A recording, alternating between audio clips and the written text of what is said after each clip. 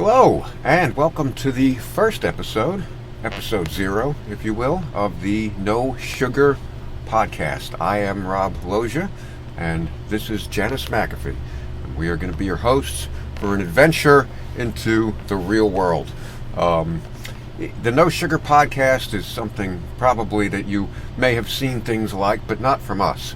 And I think that when Janice and I discussed doing a new podcast, we wanted to kind of do that to you people, give you something that you didn't expect us to do, but also something that we needed and something that the world needed. And I think, Janice, we came up with a pretty good approximation of that. I think we did, definitely. Hello, everybody. Of course, I'm Janice McAfee. And so this idea just came about, kind of because of the state of the world. I don't want to get all philosophical or anything like that or deep, but, the world is pretty shitty, and everyone is at each other's throats, and we're getting screwed 5 ways to Sunday by the government. And it's just so easy to get entrenched in the negativity that is the world right now. And so we wanted to create a podcast, a space where people could come, or where we could share rather ideas or causes or projects that we like or that we're interested in, not sponsoring them, not promoting them, not, shilling them in any way, but just things that we're interested in and that we think our audience may also be interested in.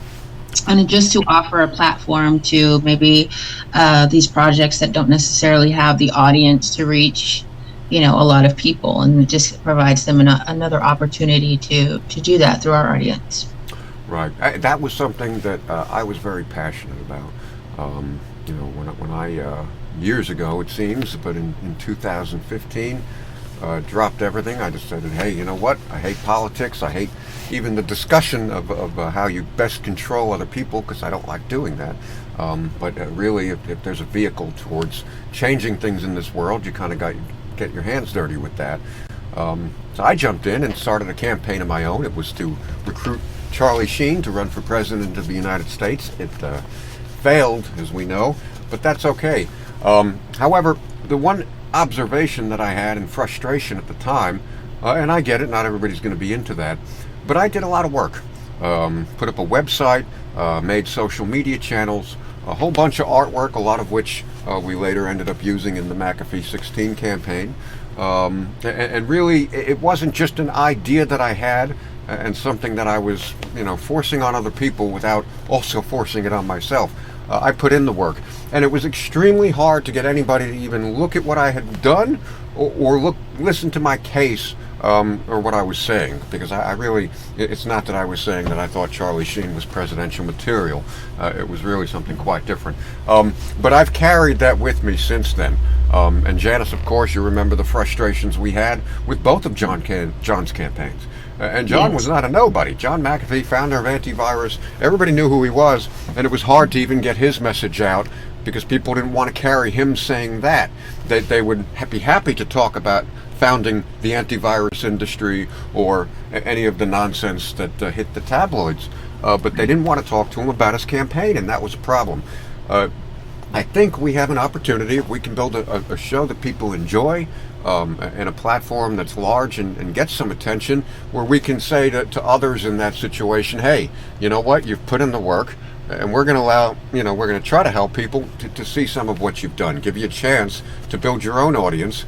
And all that we ask is that you're pleasant, you come on, tell your story, but also that you remember where you came from, so that if you do get there, when you arrive, although I don't think there's ever such thing as arriving, when you do have a platform of your own, share it. Share it, if you must, only with like-minded people. I don't expect that'll be the case here. Janice and I have spoken about it. We're open-minded with having anybody on, whether or not we agree with what they're doing, as long as they're doing something, because that's how the world gets better. Yes, definitely. I definitely agree with that. And I will say that, speaking of John, I think this was something that he really tried to do in his life. The people that he surrounded himself with, if they had projects or ideas that they were working on, or they wanted to get advice from him, he gave it freely. And he offered his platform to those who had a genuine, a real idea, excuse me, and also who had put in the work behind the idea. And so that's kind of what we want to foster here, that same sort of kind of pay it forward, if you will, sort of thing, and just giving people an opportunity to put forth their ideas or whatever they're working on or whatever they're passionate about, and allowing the world to see that shine through, that passion to shine through, and maybe give inspiration to people where it's lacking, given the current state of affairs in the world. So Right. I'm really excited about this show. I'm really excited to see where it goes. I'm really excited to meet and speak to different people working on projects and things that we probably wouldn't otherwise know about if we weren't doing this show. So I'm super excited about this. For me, that's just one of the selfish parts. The idea, I've always been fascinated of sort of, the things that people get up to. And one of the things that horrified me when I started, jumping into social media in earnest was just how much of the world I had not been exposed to at all. The things that people got up to or were into themselves, whole fads and trends that had passed me by.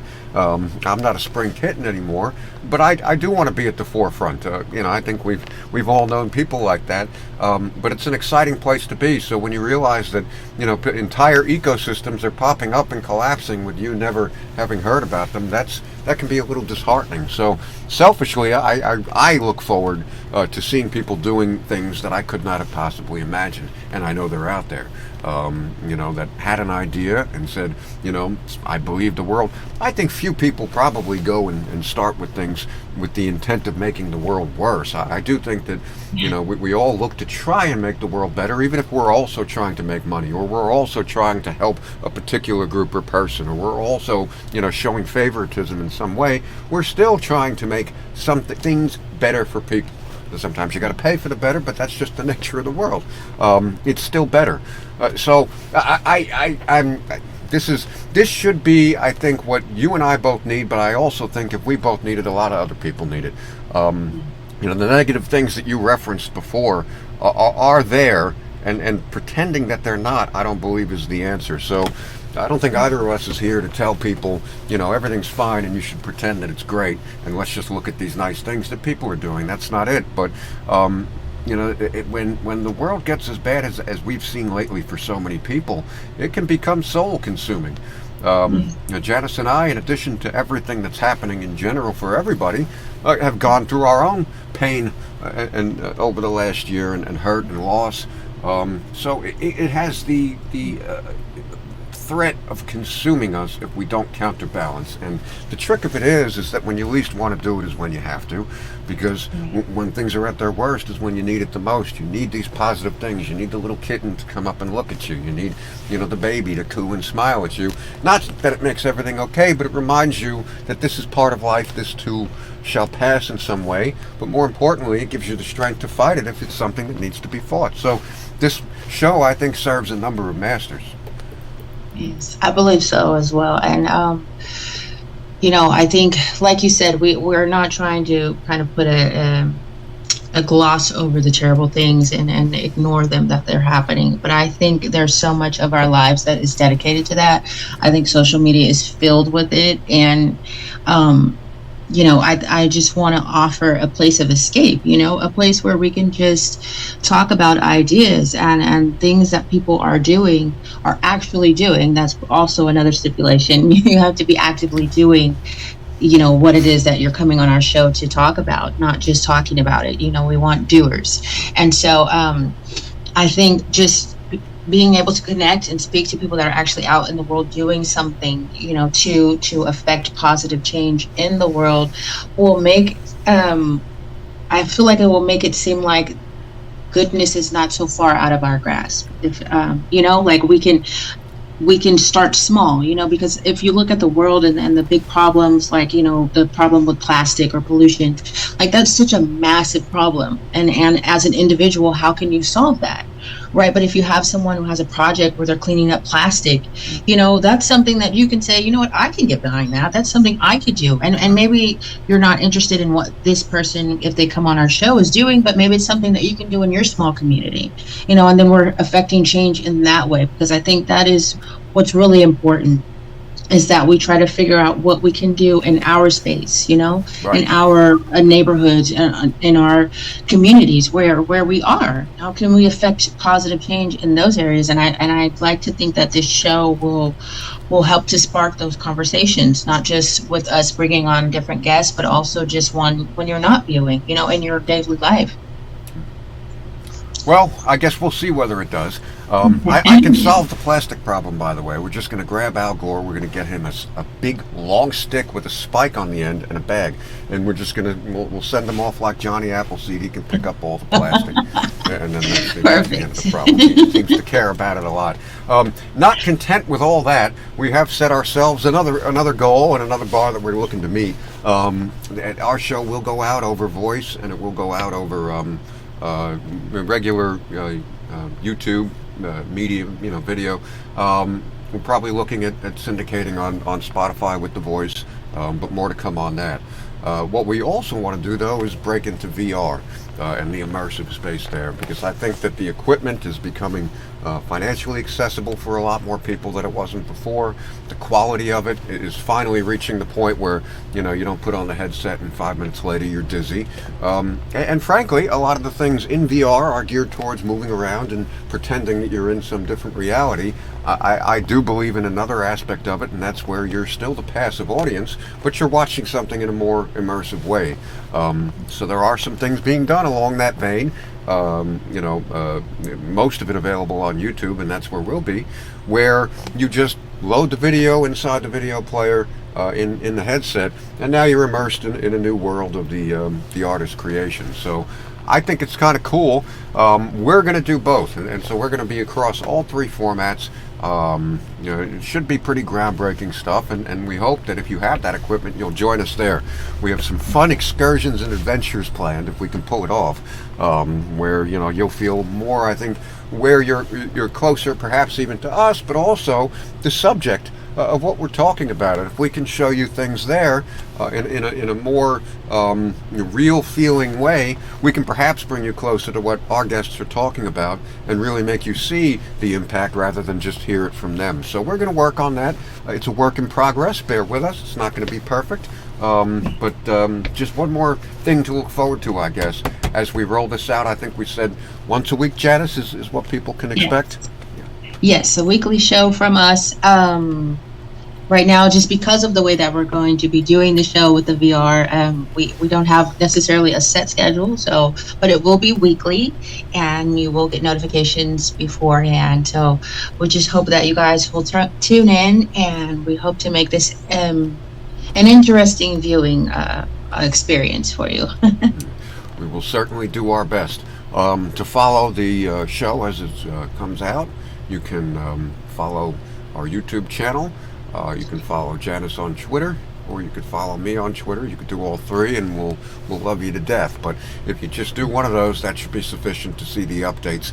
If you do subscribe to YouTube, I would recommend also turning on notifications for the channel.